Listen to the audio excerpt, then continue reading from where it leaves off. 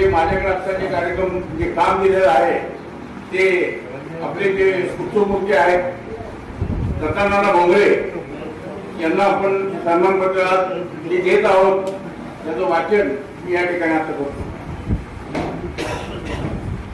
आचार्य अत्रे विकास प्रतिष्ठान पुरंदर, काकासाहेब पुरंदरे प्रतिष्ठान मुंबई, सन्मानपत्र सन्माननीय श्री दत्तात्रय भोंगळे, पत्रकार, दैनिक शाखा, सासवड व कराडे.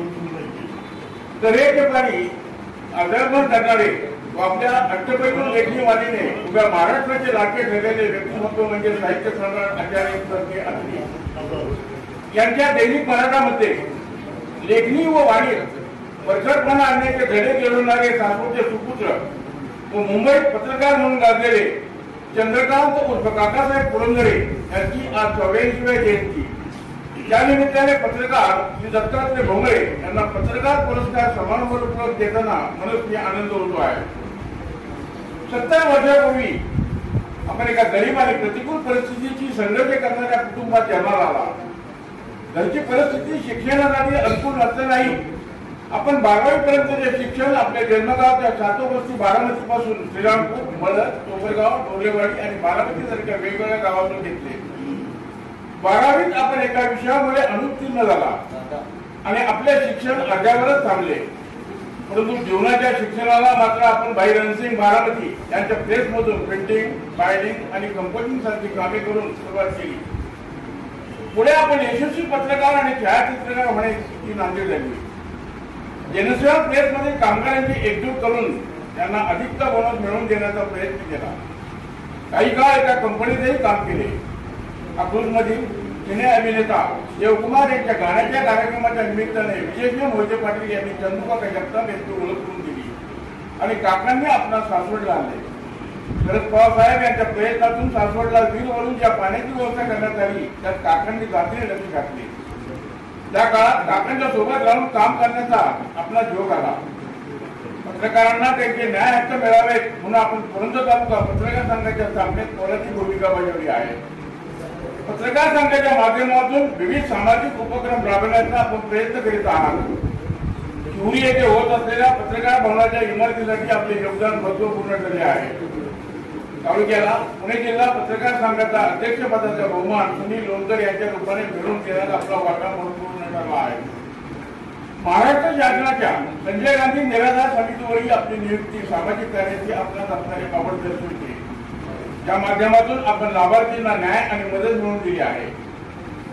आपल्या या पत्रकारितेच्या माध्यमातून आपण केलेले काम समाजाच्या सर्व घटकापर्यंत पोहोचले आहे. आजवर केलेल्या आपल्या कार्याची दखल घेऊन आचार्य अत्रे यांच्या स्मृती सतत ठेवत ठेवणाऱ्या आचार्य अत्रे विकास प्रतिष्ठान पुरंदर व काकासाहेब पुरंदरे प्रतिष्ठान मुंबई यांच्या वतीने आपणास हा पत्रकार पुरस्कार व सन्मानपत्र देण्यात येत आहे. आचार्य फळके अत्रे यांच्यासोबत काम केलेले श्री चंद्रकांत व काकासाहेब सासवडचे सुपुत्र होते. त्यांच्या 84व्या जयंतीचे औचित्य साधून आपणास या विशेष सोहळ्याने पत्रकार पुरस्कार व सन्मानपत्र देऊन गौरवण्यात येत आहे. आमच्या या सन्मानपत्राचा पुरस्कारांचा सहज स्वीकार करावा ही विनंती. आपले शुभेच्छुक विजय विनायक कोलते, अध्यक्ष आचार्य अत्रे विकास प्रतिष्ठान पुरंदर, ॲडव्होकेट आरती पुरंदरे सदावर्ते, अध्यक्ष काकासाहेब पुरंदरे प्रतिष्ठान मुंबई, सासवड, दिनांक 25. तर कार्यक्रमाच्या नियोजित शेड्यूलमध्ये विजयराव कोलतेंनी थोडंसं मला बोलण्याची संधी दिली. एका पत्रकाराचा सत्कार होता आणि एखाद्या पत्रकारांनी त्याला थोडं समुचित उत्तर द्यावं म्हणून खरं तर मी या ठिकाणी उभा आहे. दत्तानानाच्या बद्दल आता नानासाहेब काही खूप काही गोष्टी सांगितल्या. तर मी 86 मध्ये सासवडला बँकेच्या नोकरीच्या निमित्ताने आला. 86 पासून आतापर्यंत नानाचा आणि माझा वेगळा असं रिलेशन आहे. तर त्याची बऱ्याच लोकांना माहीत असेल नसेल माहीत नाही. आणि अण्णासाहेब नानांनी बातम्या लिहिण्यापेक्षा नानाची छायाचित्र खूप बोलकी अनेक वर्ष देवघाटाच्या माऊलीच्या पालखी सोहळ्याचे जे छायाचित्र असायचं ते दत्तानाना भोंगळे ओव्हरऑल महाराष्ट्रामध्ये पहिल्या पानावरती जेव्हा सासवडला माऊलीची पालखी पुण्याहून यायची आणि देवघाटाचा जो नयनरम्य क्षण नानाच्या कॅमेऱ्यात टिपला जायचा, त्या दुसऱ्या दिवशी जेव्हा सासवडला पालखी पोहोचल्या त्याची सकाळचा पेपर सगळे पेपर म्हणजे केवळ नाना त्या काळात केसरीचं काम करायचे, काही काळ प्रभाचं काम करायचे, आता सध्या ते सरकारचं काम करतात. तर सगळ्या पेपरला छायाचित्र आता भोंगळे असायचे. तर त्याचा मला खूप अप्रूप वाटलं. गराड धरण असेल, धरण असेल, जे सोमवती असेल किंवा सासवडमध्ये छोटे मोठे कार्यक्रम असतील, खरं तर अत्यंत एका चांगल्या कर्तव्य अशा पत्रकाराला हा पुरस्कार दिला. याचा मी दोन्ही प्रतिष्ठानांना त्याबद्दल धन्यवाद देतो. विशेषतः विजयराव आणि आरतीला. काकासाहेबांच्या बाबतीत माझ्या तो खूप साऱ्या आठवणी. मी 85 रुपये अकाउंटला मुंबईला कामाला होतो मंत्रालयात आणि त्यावेळेस काकासाहेब मला नेहमी घरी बोलवायचे. त्यावेळेस खरं तर टिंपर आणि आरती मला एकदम माइंडच्या होत्या आणि काकासाहेबांच्या मंडळीत फक्त 241 बिंदू कन्नवार आपण करता असतात आणि मी शनिवार आमच्याच काकांच्याकडे जायचो. कधी कधी काकाचा ऑफिस मुंबईमध्ये मला मराठा सिनेमाचे तिथे नॉव्हेल्टीचे तिथे त्यांचं मराठाचं ऑफिस होते. तिथेही मला जाण्याचा योग आला. अत्यंत चपखल विनोदी आणि बिंदास बोलणारा माणूस. म्हणजे चंद्रवाडीवर सुद्धा त्यांनी असं एकदा अशी काही कोबर फ्रेम आणली होती की आम्ही सुद्धा आवाज करत होतो. आणखी एक काकांची आठवण म्हणजे वरळीचा जो अर्धपुतळा आत्रेंचा आहे तो नेहमी सासवड्याने पण फक्त पत्रकारांच्या शब्दावर होती. आणि खरं त्यावेळेस खरोखर त्यावेळेस वरळीला पूर्णाकृती पुतळा आचार्यापर्यंत झाला. त्यावेळेस अर्धपुतळा देण्यासाठी काकासाहेबांनी केवळ पत्रकार आणि पत्रकार म्हणूनच पुढाकार घेतला होता. त्यावेळेस आम्ही काकासाहेबांच्या बरोबर पुणे मुंबईत जाऊन तो संपूर्ण पुतळा सासवडला आणण्यामध्ये त्या प्रोसेसमध्ये आम्ही होतो. त्याचा आम्हाला विशेष आनंद वाटतो. अजून एक छोटीशी आठवण अशी की 90च्या दशकामध्ये राष्ट्रवादाच्या गुढी कर्तव्यविषयक असे पारनाट्य बसलेलो होतो आणि काकासाहेबांच्या दोन्ही मुली संगीता पारनेकर आणि आरती त्याच्यामध्ये कलाकार होता. उल्हास आढाव त्या पारनाट्याचे दिग्दर्शक होते, श्रीकृष्ण देशमुख त्याचे लेखक होते आणि माझ्याकडे त्याचं नेपथ्य आणि संगीताचा विभाग होता.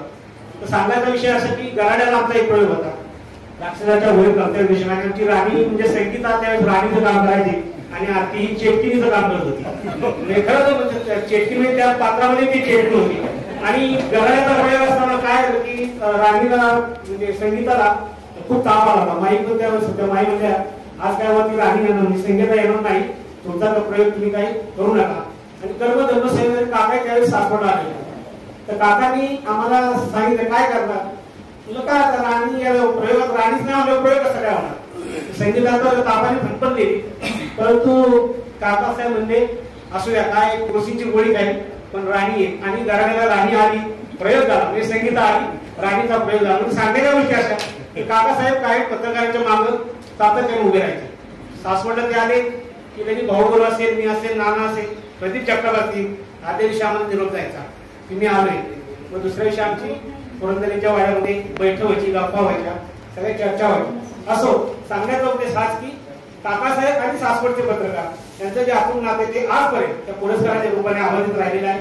पुनश्च एकदा दोन्ही प्रतिष्ठानाला धन्यवाद.